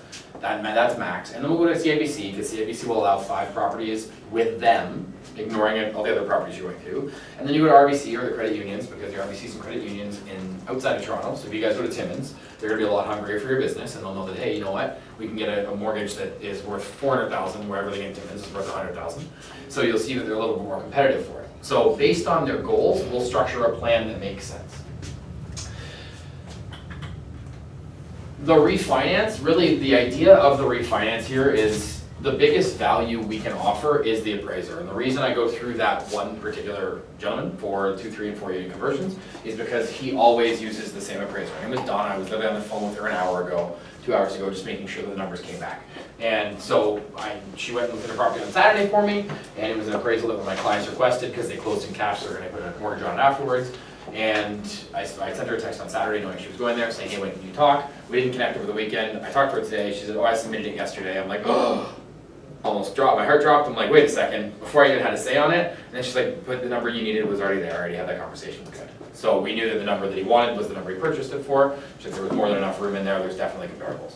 I have had one property that she came back and told me 535 as the duplex. By going through and providing the legal documentation, I got her up to 610,000. Because she said that a lot of the properties that she's looking at for comparables, actually, she doesn't know if they're legal or not. So she doesn't know if they're second suites that have been done through the city, that have been done with permits, until I provide her with that documentation. So I've actually provided her with a document from the city, which usually takes 10 days. So make sure you get that when you get your permit, because they don't always give it to you. And then that will also increase the value. So getting back to your question on what's the point in actually going through the city, well, if you actually provide that document to an appraiser that will give you credit for it, usually it's 30 to 50,000 out our way. So it's about 10%, 10 to 15% of the amount that we're going to do. Okay. The other thing is, a lot of times if you go to a bank and you're going to go to like a Scotiabank and you're going to do a buy, renovate, refinance, is everyone familiar with the BRRRR strategy? Buy, renovate, rent, refinance. So you're going to go to a Scotiabank, or you're going to go to TD, or whatever it may be, and you're going to go in, you buy a house for, I'll use our numbers, 450,000, put 100,000 in rentals, go back to them 6 months later and say I want it for 650. A lot of times the bank will pick up on that. They don't want you using their money for 6 months. They want you using their money for 5 years. They don't want to continue to cycle it over and over again. So if your goals are to buy 10, 15, 20 properties, I'm probably going to recommend that you go down the private mortgage way, the road first. So close on privates or close on a B lender, someone who doesn't care as much, and refinance back to the banks. You don't want to lose that opportunity to be refinanced back to an A lender that will give you 5 years at 3%, whatever that may be. Okay? And that being said, the other reason he goes through Scotia, and the reason he mainly uses it, is because of the STEP program. So they'll let you do a purchase plus improvements, or they'll actually do a purchase plus put line of credit on the property as well. So maybe they go to a higher loan to value, or they pre-approve you to a higher loan to value. So when you're done the renovation, because you're planning to do this in the first place, maybe they'll give you an extra $200,000 line of credit after you're complete because the value's gone. All right. So instead of refinancing, you're just adding a HELOC to it. So the other option you have is actually being the banker. So that was, we kind of went through, touched on all the different areas, the 10 steps of going through the most important things to look for. And then we talk about the purchase, the renovate, and refinance. I'll get through a couple examples after this. Knowing I was coming to Toronto, knowing that this is an area that you guys can also sell to your clients or whoever else you may know that has capital, we have a ton of investors down in the Hamilton area that are looking for people to be the banker. What is a typical return you're going to get on your RSPs or your LIRAs or your TFSAs? Depends on your financial advisor. 2%, 3%. 2, Wow. 5. Yeah, safe stuff is 2 and 3%. Yeah. So I mean, what I'm usually seeing from someone not getting too involved is between 2 and 5. 8, you're probably a little bit more involved in the decisions or have someone who's actually working pretty hard for you. So we actually do the Be the Banker, where we do 8% annually with a 2% lender fee. So every time the money is recycled, it's a 2% lender fee and then 8% annual interest. So that's a good way. We can actually use the RSPs, we can use the LIRAs, we can use the RIFs, we can use TFSAs, and actually lend out on those purchases. So if you have clients or that are looking to do this, or they want to utilize a friend's TFSA or RSP or whatever it may be, we can utilize that as well to kind of be the mortgage and then work out a deal that makes sense, because then they can get that couple back. Quick example of $100,000 invested in second position. That was a 10%, so this is a second position more, so second mortgage instead of first mortgage. A lot of our second mortgages go up to 90%, so we'll pay out 10%. We'll pay a 5% lender fee, and sometimes this is short term too. So sometimes this is like 2 months, 3 months, whatever it may be, to be able to cycle those properties. Right? So now you're making 10% annually, but 5% every time you do it. If you're doing it 3 times or 4 times in a year, that 5% lender fee gets hit every time. Right? So it's an opportunity to get an annual return that's even higher than the 3 to 5 or even 8% by doing the Be the Banker aspect. Well. All right, so this is a purchase example in Hamilton. This one's a little bit different than what we actually, what we looked at in the past. I kind of went through and updated it a little bit. So these do change. I remember last November, I went out with a client who now bought 4 properties this year. We looked at 13 properties and 11 of them were under 400,000. They all qualified, all 13 properties qualified to go through the 10 steps they kind of talked about. I didn't check on parking where the actual line was, but based on everything else, the ceiling heights, everything else was all checked out. 11 of the properties were under 400,000. They bought their first property in January, they paid 408. They bought their second property in February, they paid 412. They bought their third property, I believe it was in May, and they paid 420. And they just purchased another property, it's that one that I was talking to the appraiser on, they paid 480. So literally over the last year, the average price of these bungalows has gone up almost 100 grand. So what we're seeing in the purchases for Hamilton, 500 is probably your mid-range. My goal is 450 to 475 for a purchase. That's something that's gonna need 100,000 or 120,000 in rentals, right? When you're getting into the 5 to 550, you probably have a finished upstairs. Maybe there's been some renovations upstairs, it's an older couple, but they renovated upstairs and the basement's never been touched, so it's completely gutted. So when we're doing a basement renovation, we're normally between 60 and 90,000 to do a full basement reno, including all the fire rating, including all the separations, including all the details we talked about with Ken. The 60,000 will be closer to just cosmetic. The 90,000 is when we're getting into roofs, we're getting into furnace, we're getting into windows, we're getting into doors. But that's not, none of those are gonna be the underpinning. No. Yeah. No. And I mean, I wouldn't underpin a bungalow. The actual, like the numbers, and Ken and I talk about this all the time, and these numbers don't even look as good as they used to, and the reason being is because the 2 units are starting to even be gobbled up. I mean, there's not a whole lot that doesn't get multiples right away. So bungalows. that's why we started going into the 3 and 4 units, which underpinning may make sense, right? If you can get 4 legal units by doing underpin, okay, well I can spread that cost across 4 units, right? And I'm also seeing some contractors that'll do these 3 and 4 units at 30 to 40,000 a unit. Right? So now all of a sudden we're doing 4 units, we're taking a single family, making it into 4 units at a 2,500 square foot, 2.5 story, and that property will be 150 to 200,000 in rentals. Right? It's not going to be nearly as clean, it's not going to be as desirable for rents. And for instance, Hamilton Mountain, this is kind of Hamilton Mountain, all it is bungalows, like literally it's a duplex conversion haven. You're not going to get that, right? So your rents will be a little higher on those bungalows in the mountain than they will downtown. So the after repair value, again, low end, this is gonna be someone who just kind of renovated to rent. I'm seeing 650, 630 to 650 is kind of the number I expect. If you've put in laminate floors, laminate countertops, you put some kind of backsplash, you might have painted the bathtub instead of replacing it because it was green or it was pink or it was yellow, whatever those old bathtubs are. You're kind of renovating to make them decent, then you're gonna be between 630 and 650. If you take everything down to the studs through the entire house and you're into 120, 140 and full renos, you can reach kind of 680 top end. Now the rents the most recent rental I just did, the basement was 1625 and the upstairs was 1850. That upstairs rented in 3 days and I had over 150 applications. Where? Oh my God. In Hamilton, But where though? In the mountain? on the Hamilton Mountain. Hey? Yeah, on the Hamilton Mountain. Wow. And that was a 972 square foot house.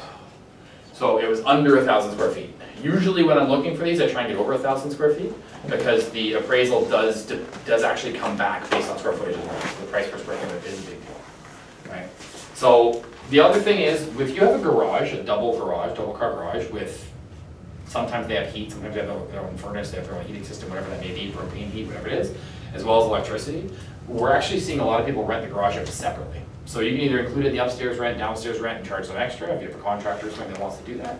Or you'll charge it separately and have someone totally separate that rents out the garage. Because realistically, if I have a double, like a 2-car garage, the cost on $400 if it's got heat and it's got hydro and I can actually do something in it is a lot less than what it would be if I went and rented storage, right?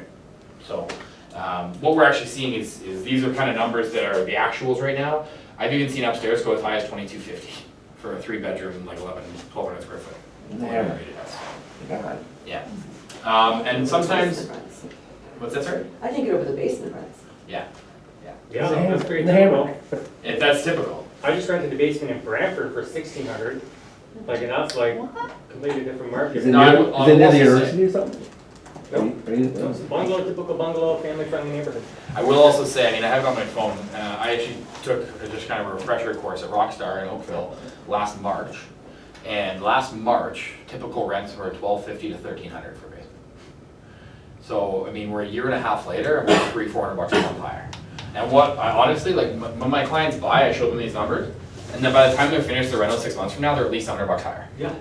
Like, if they'll, maybe they're thinking, okay, well, I'll aim for 1,550, be cautious, they're 1,750 or 1,800 by the time it actually is ready to be renovated or rented. This is why you're seeing in the news lately, like so much more talk about affordability, just because in the last year, it's actually gotten way worse for people. Yeah. Like, it's obviously benefits us as landlords, but you know, for the average person out there renting, it's actually quite bad. 3,500 is kind of the minimum right now that we're looking at for rental in a bungalow duplex in Hamilton. 4,000 plus is really doing well, right? You've fully renovated, you've gone over the top, you've kind of done some extra finishes, maybe the heated floors or something, right? And so people are willing to pay a little bit more. The other thing we're also finding is when I had that 150 applications, I would say 120 of them were multiple families in one house. So I get like 8 people moving in. And so my clients are like, I'm out, I'm not interested. And so they waited. The reason we waited to actually fill the property was because they wanted 2 people max. So we got a couple of girls that are servers, so they're upstairs, and then a single guy downstairs actually. So how do you deal with that on application? I guess if you have 150 applications, you don't even have to. Was the best application, Yeah. sorry. Yeah. But it's actually promoted, it's pushed me to open a property management company. Because that was one listing out of all those applications, and I have a ton of people calling me, even now they're calling, hey, I saw your listing 3 months ago, that, do you still have it available? Do you have anything available? Because people are just starving for rentals. They're just so hard to find, especially nice rentals. So, I mean, these numbers, this is actually one of the properties that I just did. Rental cost 101, foundation issues additional. So that was one, this is the first project in probably 40 properties that I've actually seen where they've had to do a massive foundation issue. It was paneling, they couldn't see it, and there was a crack that you could actually stick your finger through in the foundation. So that was a bit of a surprise. So the original budget was 80 to 100,000 for the reno, they did it for 101, plus the foundation of 16, total 117. Additional fees, that was Ken going and doing his drawings, applying to get the city done and all that kind of stuff. They also added, they did a new driveway, which sometimes you never do. They did some new windows. They added also the countertops they initially had in, didn't get the appraisal they wanted, so we actually upgraded them to a stone. That just literally changing from laminate to stone was like $15,000 in the appraisal. So we were able to get that done. Refinanced it for $610. The upstairs rent, or the downstairs rent was $1,600 plus 40% utilities, because they didn't separate utilities. And then the upstairs was $1,850 plus 60% utilities. So they actually gained, the forced depreciation they had was $78,000. So it's fully financed? Wow. Is it fully financed? Not quite. They're, I mean, 410 plus 171, I guess 122. So they're 532 in and 810, so 80% is what, 485? So they were about 50 grand in the deal, Yeah. right? So this is the other thing. I mean, if we were to look at this 2 years ago, Yeah. there's no bungalows that you're leaving money in. They're all full cash out, right? Now we're looking at having to go to 3 and 4 units. The issue with 3 and 4 units is they're a lot more limited because they're normally downtown, and the parking downtown is much more challenging. And zoning. Yeah. Zoning's strong. They still require parking for downtown? They just opened up the area they don't. I'm talking downtown Hamilton, not Yeah, Toronto. yeah. Yeah, so they just opened up the area that they don't require parking. Although majority of downtown Hamilton, they actually do still require, even east and west and whatnot, they still do require parking. That's the The challenge. houses were built, they had no cars anyway. Yeah. I guess that might be it. Was that in Hamilton, that 410 purchase? Yeah. That was also purchased in February. I was gonna say, like, how long ago? Yeah, it's a challenge to find those numbers. The most recent, I will say though, like I have a few clients that are waiting because they can only afford 425, 430, so I'm like, wait till Christmas. Because I'll actually work the week of Christmas. I'll probably do 10 deals just from December 15th to January 1st. I've always bought my best properties Yeah. around that time. And then I'll take 6 weeks off in January, February. Because I just basically crushed it. Who are the people that are selling? Desperate people, Like people that, that are people that now really need no longer to- on this world, in this world. A lot of estate sales happen Yeah. for some And reason. those are the perfect properties to do. Where's Sherman Avenue? Upper or lower? It says, The one for 400,000 at yeah, Claire? the Claire sent last week, yes. Offers today, Holding off until today? yeah. That'll probably sell before 460, 480. And Where- but it where is needs it? everything, that's why there's one photo of Is it. that downtown? Yes. Yeah. That's actually on the north side of Main Street, which is an area that isn't as desirable. Oh, that's near That the on water, near the the south water. would be 100,000 Yeah, higher. Down there, yeah. Yeah. Scary. Any questions on that? On any of that? Who wants to buy in Hamilton? Yeah, right. Right, so, I mean, 2002, one thing a good that 70 on Lock Street.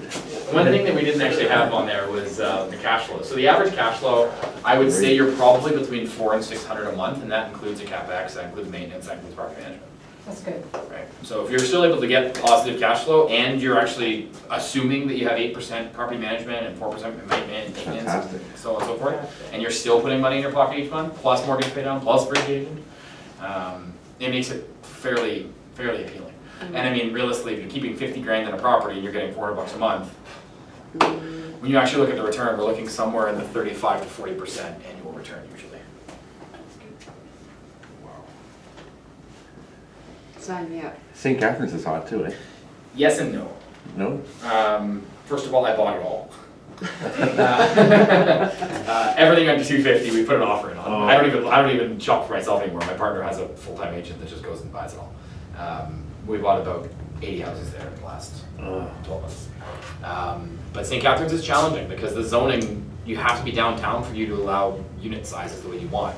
To get the north end, like by the water, the areas that you want to have, or what you get on Hamilton Mountain, Yeah. you're limited to 635 square feet or 6 months for permit. Right? Even the permits are taking 5 to 6 weeks right now to get a permit just for renovation without a minor variance. So St. Catharines is a bit more challenging. Downtown's scary there. Just a difficult city personally. Yeah, well, this is why I say Welland. Well, Welland does have a huge opportunity, there's a lot of upside, but Welland's picking up as well, so. Welland's big. I didn't realize how big Welland was. It is, Yeah. it's growing too.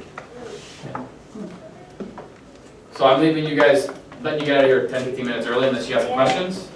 How Thank do you we very much. contact you? You contact me. Through me. Question. That's Through me, really- Chris. I'll There you catch go. you. I have some cards here too if you guys need, want to reach out to me.